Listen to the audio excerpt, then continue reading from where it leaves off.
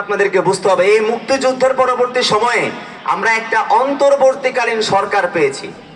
এই অন্তর্বর্তীকালীন সরকারের মূল উদ্দেশ্যটা কি? মূল লক্ষ্য এবং উদ্দেশ্যটা হলো এই বাংলাদেশে গত 53 বছরের রাষ্ট্রের যে সংস্কারটা হয় নাই সেই সংস্কারটা সাধন করা, ঠিক না? এখন সেই সংস্কার যদি সাধন করতে হয়, প্রথমে আমাদেরকে মনে রাখতে হবে যে আমাদের একটি জাতীয় ঐক্য প্রয়োজন, ঠিক না? আমাদের মধ্যে যদি ঐক্য না থাকে তাহলে কি আমরা আমাদের এই সংস্কার সাধন করতে পারবো? না, সম্ভব না। সংস্কার যখন হয়ে যাবে আপনি তখন প্রশ্ন করবেন না যে শিক্ষা খাতের কেন আজকে এই অবস্থা।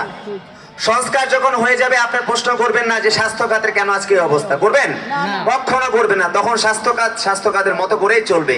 কিছু একটা হলেই শুধু বেনাপোল পাড়ি দিয়ে ইন্ডিয়াতে চলে যাও, এখান থেকে শিলিগুড়ি চলে যাও চিকিৎসার জন্য, একটা মেডিকেল স্থাপন করবে না।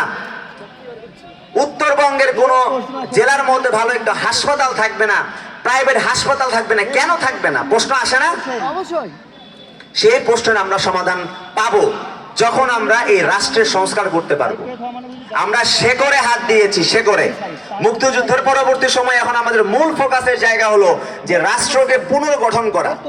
যে পুনর্গঠন করতে না পারার কারণে বাংলাদেশের আপামর মানুষ, ছাত্র জনতা, টপ টু বটম সবাই আজ বৈষম্যের শিকার। সবাই আজকে অসহায় হয়ে গিয়েছে। কেন অসহায় হয়ে গিয়েছে?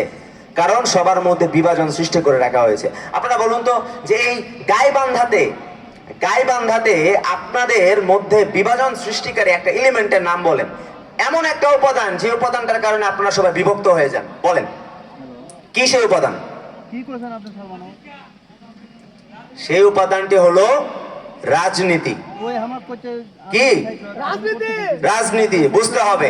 আমি জাতীয় পার্টি করি, আমার নেতা আছে। নেতার স্বার্থ মানে আমার স্বার্থ। নেতার স্বার্থের বাইরে কি যাওয়া যাবে? আমি আওয়ামী লীগ করি, শেখ হাসিনার স্বার্থ মানে আমার স্বার্থ। শেখ হাসিনার বাইরে কি যাওয়া যাবে?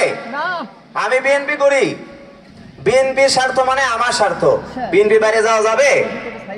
আমি জামাত করি, জামাতের স্বার্থ মানে আমার স্বার্থ। জামাতের বাইরে যাওয়া যাবে?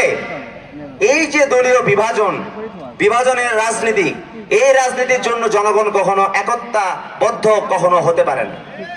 এটাই আমাদের মূল চ্যালেঞ্জের জায়গা। বৈষম্য বিরোধী ছাত্র আন্দোলন কি করেছে?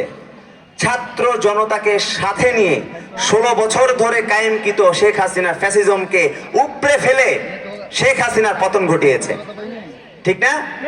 সুতরাং ছাত্র সমাজ তো পারে।